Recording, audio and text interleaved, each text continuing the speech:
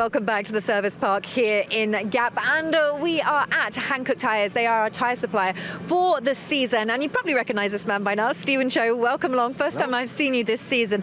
We've got a big display and a lot to talk about. So what I wanted to do was show you all of the tyres and you just sort of explain to us why we've got these and why they are used in certain conditions. So should we go down to the studded winter tyre to start with? Now, we've seen plenty of use out of this already, but what are the benefits of using a studded tyre in these conditions? When do they work best and why do you use them? Yeah, so great to see you. And of course, you know, Rally Monte Carlo, you know, one of the most iconic and historic and the best place to start the event. Most challenging for us, for sure. And for everyone, and I think. for everyone as well. And it's just basically down to the changeable conditions. Normally, we'll bring 2 specifications to an event, you know, a hard and a soft. But this is the only event where we bring 4. So it's a lot of tires, a lot of options, a lot of fitting.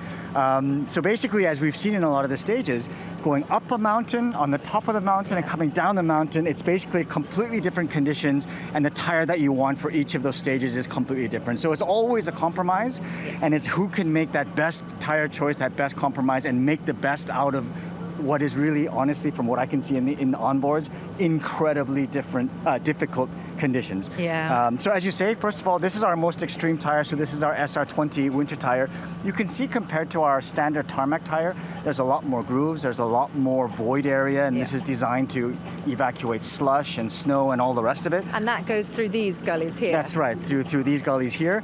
Of course, when you're running these down the mountain, then of course the blocks are moving much more. They don't necessarily need to evacuate anything, but there's a lot of heat that goes into them as well.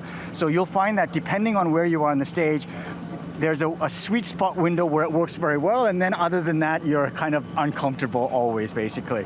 So these 2 tires are the same. They come in a studded and a non-studded.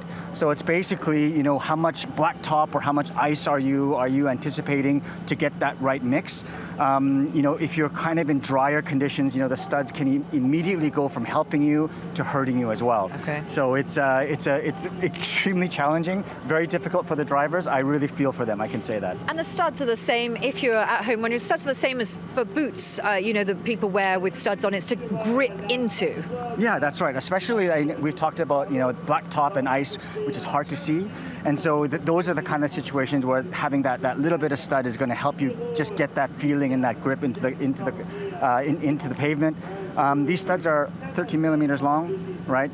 These are all sort of put in by hand. It took a lot of time and effort to do it. And what's interesting is we're seeing that as the tires are being used on the warm-ups and through the stages, the protrusion is coming out quite a lot more, right? And so I think it's another compromise between typically a new tire being the best performance, but then stud protrusion is helping as the tires are getting worn down. So there's another element that has to be put in there. Yeah. So making the job of the drivers and the crews making their tire choices even that much harder. So much to consider. Then we move to the winter tire with no studs. Basically, like you just said, same tire, no studs. When does this come into play? Why would I use this? So it's the same kind of story. You want to use this when you're seeing slush and snow, but this is a nice compromise for when you're going perhaps up or down, because then you won't get the negative effect of the studs when you're on a drier kind of condition as well.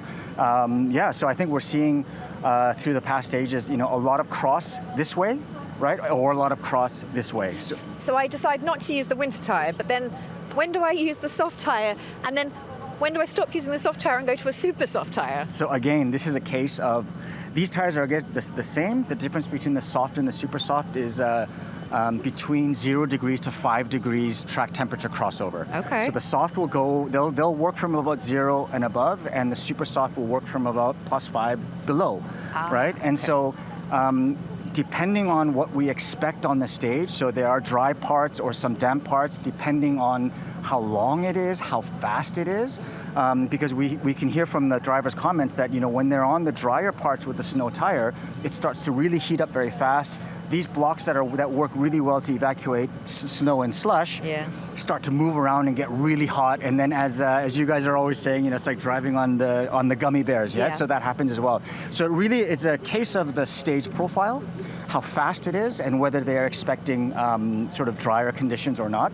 And of course, as we see with a lot of stage evolution, if you've got mud and all these sort of things in a very polluted part of the stage, then these will also then come into their own as well. So it's extremely complicated, and the drivers and the crews, the engineers, they're earning their pay this event. Well, you've just earned your pay as well, Stephen, explaining all of that. Thank you so much. Now, it is really special for us to have Lance here back in the championship as well. Let's just remind ourselves a little bit about their history.